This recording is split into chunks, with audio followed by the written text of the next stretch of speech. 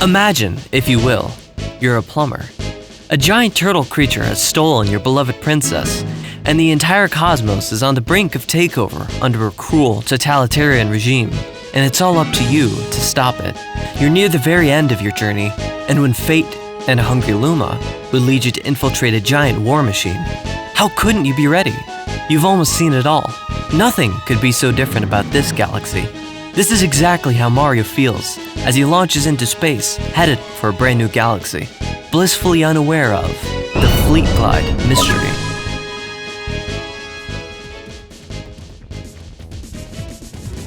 The moment he lands, he finds himself in a strange, lava-flooded room. A handful of Jabberjays fly in front of him, offering him a glide with Fluzzard. Knowing a power star lies ahead, and with no time to waste, Mario steps up to the challenge and grabs onto Fluzzard's legs, making absolutely sure to avoid the scalding sea of lava beneath him.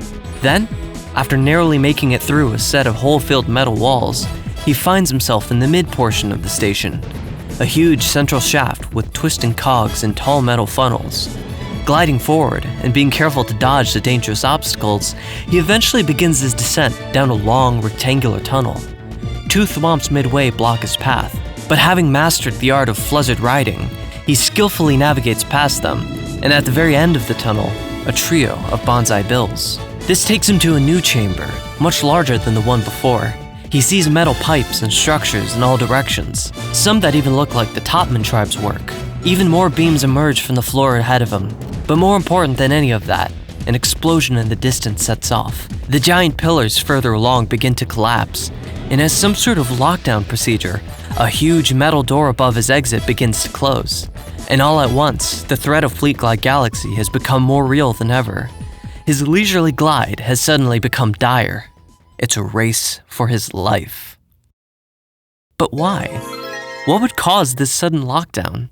Could it be that Bowser is secretly watching through a mini Wi-Fi-enabled pen camera, waiting for the most inopportune moment to pull the Fleet Glide lockdown lever? Or could it be that Fluzzard is secretly a double agent? Maybe none of these things. Maybe it's something much more sinister. And the answer could play a huge part in solving this mystery. The cause, as you might expect, is a motion detector. And where else should Bowser place it other than right at the very end of this suspicious passage? This detector, at the end of this passage, is solely what sets off the lockdown sequence, with collapsing pillars and weirdly explosive doors. We can see the moment the door begins to close, and this is important. It means that, as Mario and his feathery friend glide through the door and away to safety, this sudden explosive lockdown doesn't explain how Mario makes it out of here alive.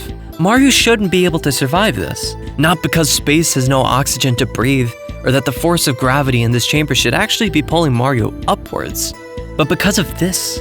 In the opening cutscene, we get a better look at what we're dealing with, and that's where we're introduced to three main difficult-to-explain sections. There's the main rocket section, the connector, or maybe exhaust pipe, and lastly, what looks to be a giant turbine. So, as we fly out from under this door, how is it that the turbine is completely missing? Well, this brings us to element A of the Fleet Glide mystery, the missing turbine. Shouldn't we be expecting it to be making plumber mints right about now? We see this turbine in action during the opening cutscene, and at this point during our glide, just before we enter the suspicious passage, the implication here is that between the moment just before entering the tunnel and the moment we exit it, the entire turbine has just magically disappeared. Not sent off catapulting into space, simply gone. And in addition, as Mario approaches the goal gate, we have a perfect view off into space. This wouldn't be possible if the turbine pod were still here. And the view of the turbine that we had mid-glide is also strange.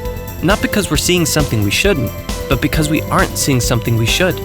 The rocket's huge fins or its tail cone surrounding us. Here is a side-on x-ray view of the rocket. You can see the exact path Mario takes in his leisurely turned dire glide.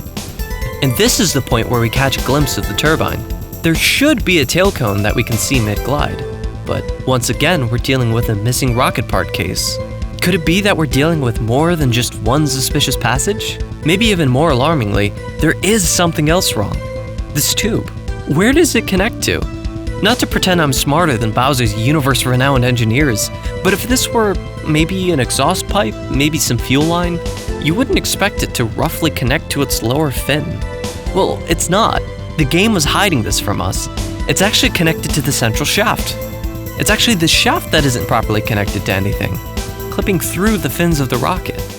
This brings us to element B, the disconnected shaft. Oh no! You might be wondering how all this could be happening, but the answer is quite simple. The game simply toggles different map elements on and off depending on your position in the level.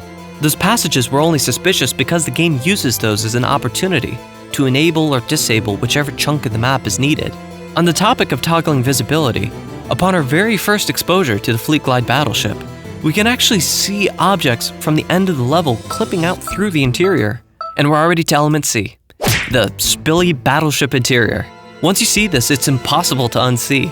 This is clearly not meant to happen. No deranged lunatic, not even one as utterly tyrannical as Bowser, or perhaps Top Maniac, would allow a design like this. So with all these bits of information put together, a disappearing turbine, a disconnected shaft, a spilly battleship interior, we can finally present the Fleet Glide mystery. Why would Nintendo let this happen? It's not that these tiny issues ruin the game, far from it. Millions of players have played and thoroughly enjoy this game. They probably didn't even notice the issues I laid out today, but Nintendo's development team must have. Hence the mystery. Well, while we can't know for sure, I have a convoluted, elaborate theory that may possibly, maybe somewhat resemble the truth. You see, in Fleet Glide, you might just come across a bird. This stupid, pink, but strangely lovable bird.